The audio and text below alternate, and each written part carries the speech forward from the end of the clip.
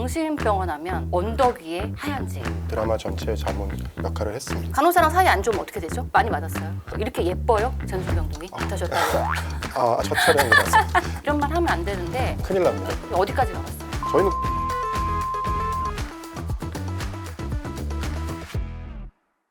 안녕하세요. 너와 나의 F코드 첫 시간입니다. F코드는 정신과 질환 코드인데요. 누구나 겪을 수 있는 마음의 병을 F코드로 나타냅니다. 오늘부터 정신건강에 대한 궁금증을 너와 나의 F코드, 너나코에서 다뤄볼 건데요. 오늘 첫 시간 재밌는 이야기로 함께 시작해 보겠습니다.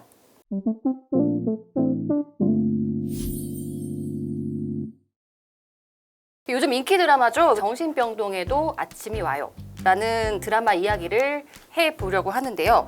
제 옆에는 우리 오지훈 선생님이 나와 계십니다. 이 드라마와 남다른 인연이 있다고 하시는데 오지훈 선생님 소개 좀 부탁드릴게요. 네, 안녕하세요. 저는 서울성모병원 정신과에서 근무 중인 오지훈이고요. 제가 이번 정신병동에도 아침이 와요 드라마 자문을 좀 맡았습니다. 네, 드라마 자문을 하셨는데 드라마 보시지는 다 못하셨다고요? 아니 일단 다 본 걸로 해주십시오. 구체적으로 어떤 작업을 하셨어요? 그 정신화 제작진에서 사실 굉장히 많은 부분의 자문을 부탁을 했기 때문에 저뿐 아니라 저희 전공의 선생님들하고 병동 간호사 선생님들, 서울성모병원이 다 드라마 전체의 자문 역할을 했습니다. 네, 실제로 제가 보기에는 정신병동의 싱크로율이 굉장히 높았다고 생각하는데 근데 이런 질문을 하시더라고요. 이렇게 예뻐요? 정신병동이? 그렇죠. 저도 사실 그 부분이 사실 드라마 보면서 제일 좋았던 부분이기도 하고요. 감독님이 3일 동안 저희 병동에 상주를 하셨었어요. 그래서 네, 저희 뭐 벽에 걸린 포스터라든지 네. 동의서, 양식 이런 걸 다 가져오셨기 때문에 그런 부분에 있어서는 굉장히 현실하고 싱크로율이 높았다고 생각을 하는데 사실 병동이 그렇게 이쁘지는 않죠. 예쁘지 않죠. 네. 사실 그렇게 예쁘진 네, 않습니다. 네. 예, 그렇게 오해하시고 입원하시다가는 꽤 많이 실망하실 텐데 그렇게 알록달록하진 않습니다. 그렇죠? 네. 아무튼 저도 굉장히 재밌게 봤어요. 저는 이제 이 드라마를 보면서 정말 옛날 생각이 많이 나더라고요. 이 간호사랑 이 기싸움을 하던 옛날 생각 그리고 의사 간호사 그 기싸움이 많잖아요. 네네. 네, 제가 처음에 레지던트 들어갔을 때, 뭐 인턴 때도 마찬가지였지만 정신과 간호사들이랑 굉장히 쉽지 않았어요. 특히 정신과의 특성상 이 간호사들도 환자를 이제 일상생활을 같이 케어해야 되기 때문에 다른 과보다 좀 역할이 많은 편이라고 볼 수가 있는데요. 그래서 이제 동료라고 보죠, 우리는.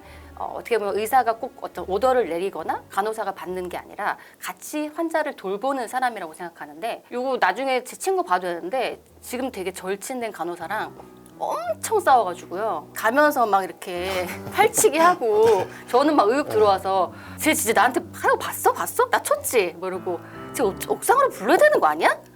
막 이랬거든요. 근데 완전 절친됐잖아요. 다행이네요. 다행이죠. 우리 야간 당직할 때 다 겪어봤죠. 간호사랑 사이 안 좋으면 어떻게 되죠? 잠을 못 자기 잠을 때문에 못 자죠. 저희가 사실 의리죠. 의리죠. 네. 보호병동에서는 저희가 이제 당직을 돌아가면서 의사들이 쓰는데 환자들이 잠 못 자요 이러면은 약을 주십니다. 근데 이제 약을 알아서 주면 좋은데 이 의사랑 사이가 안 좋다. 그럼 어떻게 하죠? 반드시 전화하죠. 바로 전화를 하죠. 저도 참 1년 차 때 많이 고생했었는데 사이 좋아지니까 안 부르더라고요. 맞아요. 네, 그렇죠. 네, 네. 그래서 이거는 이제 자기 업보다. 네, 아무튼 그런 것들이 있었고 조금 말이 좀 안 된다. 현실과는 그런 것도 있긴 있었죠. 저는 그래도 이게 창작자의 어떤 자유가 우선이기 때문에 드라마는 그런 것들은 최대한 건드리거나 제가 코멘트를 하진 않았습니다. 근데 네. 감독님이 전문적인 지식을 잘 지켜주셨다고 생각하고요. 사실 제일 비현실적인 건 큰 나무가 있는 거죠, 병동. 아, 맞아요. 네. 그렇게 아름다운 병동은 없습니다. 네, 그러니까요. 그리고 위험할 수도 네, 있으니까. 위험할 수 있어서. 위험할 수도 있으니까. 그래서 위험에 대한 얘기를 하자면 이 보호병동에서는 이 극 중에서도 나오지만 뾰족하거나 날카롭거나 해가 될 만한 모든 것들을 없애게 됩니다. 그래서 저도 전공의 할 때는 이 환자 옷에 고무줄은 있었거든요. 근데 그 고무줄을 가지고 이제 자해 시도를 하니까 그것도 없애버렸어요. 최근에 이제 사례 중에 하나는 저희가 사실 이렇게 매달 수 있는 포인트도 다 없잖아요. 문고리도 그쵸. 없고 뭐 경첩도 다 막아놨고. 근데 이제 밤중에 옷으로 그 침대 레일에다가 레일을 없앨 수는 없으니까. 그래서 저희가 흔히 이렇게 뭐 목을 매는 게 꼭 높이가 높아야만 되는 건 맞아요. 아니잖아요. 네. 낮아도 체중의 한 3분의 1만 걸리면 위험하니까. 이 옷도 하나하나 다 배분을 하거든요. 이게 마음대로 자기가 막 2개, 3개씩 갖고 그렇죠. 갈 수가 네. 없어요. 왜냐면 옷이나 침대보도 쫙쫙 찢으면 천이 되거든요. 그럼 그게 끈이에요. 그럼 그거를 둘둘둘둘 매달면 맞아요. 결국은 흉기거든요. 그래서 우리가 지금 조금 그런 부분은 조심을 해야 됩니다. 그렇죠? 그런 것들 잘 구현이 된 것 같아요. 네. 네. 저는 이 어떤 세대냐면 정신병원 하면 언덕 위에 하얀 집. 그 예전에는 우리가 폐쇄병동이라고 했던 거를 이 폐쇄자가 조금 어감이 좋지 않아서 보호병동 네. 이렇게 이제 바꿨잖아요. 예전에는 쇠창살이 있었는데 요즘은 다 없어졌죠. 폐창살이라고 하기에는 너무 무시무시하네요. 네. 그렇죠. 대학병원급은 확실히 없어요. 없죠. 근데 이 환자의 안전을 위해서 나가면 안 되거든요. 그래서 어쩔 수 없이 우리가 보호병동에는 철문 같은 거는 있습니다. 왜냐면은 실제로 이 액팅아웃이라고 하는 공격적이거나 자해 이런 환자들은 문이 조금 열릴 때 확 맞아요. 도망갑니다. 네. 그러면은 우린 정말 비상이에요. 난리 나요. 어디까지 가봤어요? 저희는 고속터미널까지는 한 2번 나갔었죠. 아주 그 틈들 있잖아요. 검사하는 그 그쵸. 찰나에 네. 또 도망가시기도 하고 철문 열고 닫을 때도 가시기도 하고. 또 하나는 탁구. 탁구는 제가 전 세계 정신과 병동을 돌아봤는데 네. 모든 병동에 다 있어요, 진짜. 저도 그 고민을 해봤어요. 왜 네. 탁구가 있을까? 근데 어쨌든 정신과는 모든 걸 다 위해성으로 이제 그렇죠. 따지다 보니까 탁구공은 해롭지 않고 보통 공들은 크잖아요, 무겁거나. 저는 진짜 못 치겠던데요. 그래도 이렇게 못 치면 또 못 치는 대로 받아줄 수 있으니까. 저는 진짜 많이 연습했는데 이게 정말 안 되더라고요. 그래서 탁구를 왜 들여놓은 건지 진짜. 그래서 근데 이게 정말 이건 확실한 게 우리나라 대학병원에 있는 모든 보호병동에는 맞아요. 탁구대가 있다. 네. 그리고 제가 다른 나라 병원에 가보니까 다른 나라도 탁구대가 있다. 다른 나라는 몰랐어요. 그래서 우리 보호병동에는 생각보다 재밌는 일도 많고 위험한 일도 항상 많기 때문에 우리 정신과 의사라면 누구나 공감을 하는 게 이 수련 받을 때 한 대 정도 맞아줘야 되잖아요. 그럼요. 네. 네. 많이 맞았어요. 근데 때리려다 멈추시는 분들이 좀 있으셔서. 맞아. 네. 이 오준 선생님은 그래도 제가 조금 이렇게 100kg가 원래 넘었었기 때문에 전공이 때는 딱 째려보면 네. 환자들이 좀 째려보진 않았습니다. 째려보진 저럴 때. 않았어요? 항상 친절하게. 저는 이 환자들이랑 예전에 지내면서 이런 말 하면 안 되는데 되게 더 정이 가는 환자들이 있고 또 되게 안 맞는 환자도 있어요. 그렇죠. 거기서도 극 중에서도 나오지만 그 정당한 간호사한테 꽂혀가지고 내 돈 3천만 원 내놓으라고.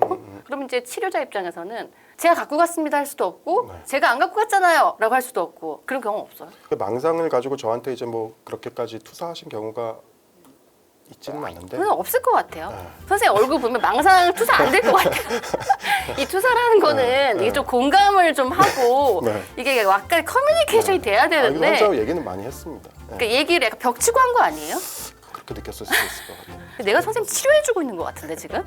선생님 공감을 좀 더 네. 좀 약간 오래 해도 안 되네요. 그러니까 좀 더 진정성 있게 네. 좀 해보는 건 어떨까요? 다시 수련을 받아야 된다. 저는 저를 그렇게 애증하는 그런 여자 환자가 있었는데 저를 너무 싫어하는 거예요. 근데 우리 교수님이 그때 이 환자는 너를 싫어하는 게 아니다.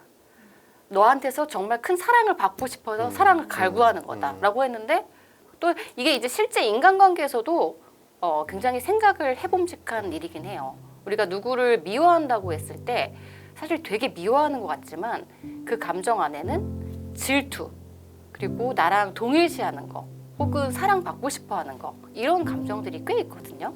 양극단은 맞닿아 있는 거니까. 그렇죠. 네, 네. 싫어하는 감정은 사실 사랑하는 감정이라고 생각하시면 되죠. 그렇죠. 아무튼 거기 보면 여러 환자의 에피소드가 나오잖아요. 그 중에서 우리가 F 코드를 찾아서 가보도록 하겠습니다. 첫 번째로 생각해 볼 것은 F4 이렇게 나가거든요. 그래서 이 F4점으로 하는 공황 장애에 대해서 얘기를 해보죠. 네. 네. 그래서 극 중에서 이 정다은 간호사의 남친 아니죠? 네. 이거 저 남사친이죠. 남사친. 안 봤으니까 모르죠. 아니요, 봤어요. 지금 본부장님 보시면 큰일 납니다. 저 본 걸로. 네. 그러니까 좀 꼼꼼히 보세요. 네. 예, 남사친 송유창과 이 정신병동으로 실습으로 온 학생이 공황장애로 고통을 받고 있는데요. 이 공황장애는 예측치 못하게 죽을 것 같은 느낌이 드는 거잖아요. 공황장애 잘 표현이 됐나요? 네, 제가 그 표현이 된 부분은 확실히 봤는데 네. 사실 감독님이 그걸 굉장히 중요시 여기셨었어요. 이 드라마에서 어떤 정신질환자들이 주관적으로 경험하는 거를 시청자들한테 같이 느끼게 해주고 싶다.